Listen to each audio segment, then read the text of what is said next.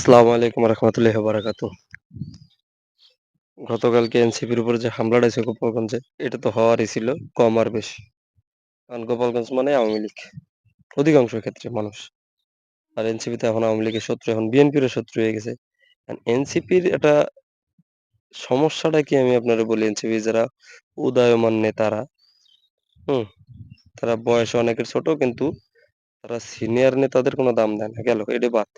কিন্তু ওনরা বিভিন্ন জায়গায় জুলাই পথযাত্রা এই ২৫-এ আইসে করতেছে। তো সব জায়গায় দেখলাম ওনাকে স্ট্যাটাস এমন হইছে যে রাজশাহী বিভাগ থেকে জুলাই পদযাত্রা শেষ করে এখন আমরা বরিশাল বিভাগের উদ্দেশ্যে। হুম? আর কিন্তু গোপালগঞ্জের ক্ষেত্রে করলো কি?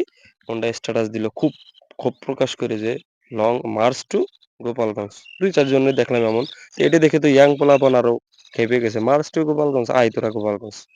তোকে দেখাবো মার্চ টু গোপালগঞ্জকে। এখন আপনি কথি করেন যে ভাই মার্চ টু গোপালগঞ্জের অর্থও তো দাঁড়ায় পথযাত্রা গোপালগঞ্জের উদ্দেশ্যে পথযাত্রা।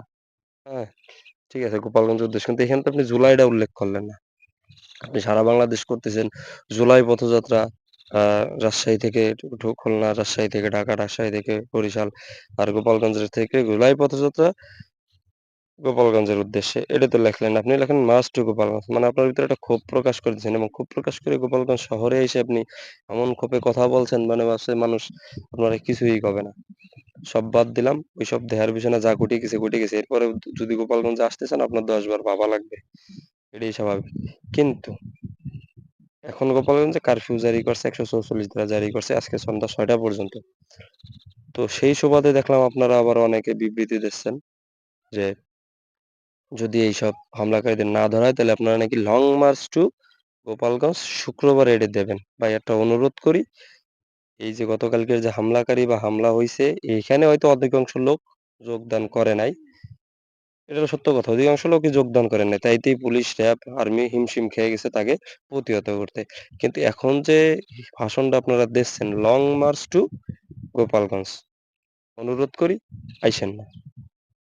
এটা ভুলেও পাইবেন না। কারণ ওই সময় ছিল মনে করেন যে ২০-এর ২ ভাগ। আর ২০ ভাগ ১৮ ভাগই হাতে ছিল। এই ১৮ ভাগ যদি একসাথে রাস্তায় নামেন তো টিকতে পারবেন না। হ্যাঁ? কারণ প্রতিটা এলাকার জনগণ, প্রতিটা এলাকার নাগরিক, প্রতিটা জন্মভূমির প্রতি আলাদা একটা টান আছে। যে ক্ষোভটা প্রকাশ করায়েন না। ভালো আছেন, ভালো থাকেন। এইটুকুই। লং মার্চ টু গোপালগঞ্জ ঘোষণা দিয়েন না। এইটুকুই কওয়ার জন্য আইছিলাম। আল্লাহ হাফেজ, হ্যাঁ? বিরাট বড় আকারে ভুল করবেন। রণক্ষেত্র বেঁধে যাবে বাংলাদেশের। গোপালগঞ্জ কি মানুষ টের পেয়েছে? আমরা ব্রাহ্মণবাড়িয়ার ঢাল শক্রির মানে ওই যে ঢাক-ঢোল বাজায় আমরা মাইকিং করি না।